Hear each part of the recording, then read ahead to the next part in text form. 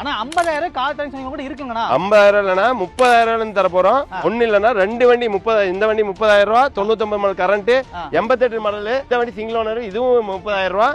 இது வந்து பாத்தீங்கன்னா லோக்கல் நம்பர்ல கரண்ட்ல இருக்கு, பெட்ரோல் எல்பிஜியோட 99, இது 38,000 ரூபாய்.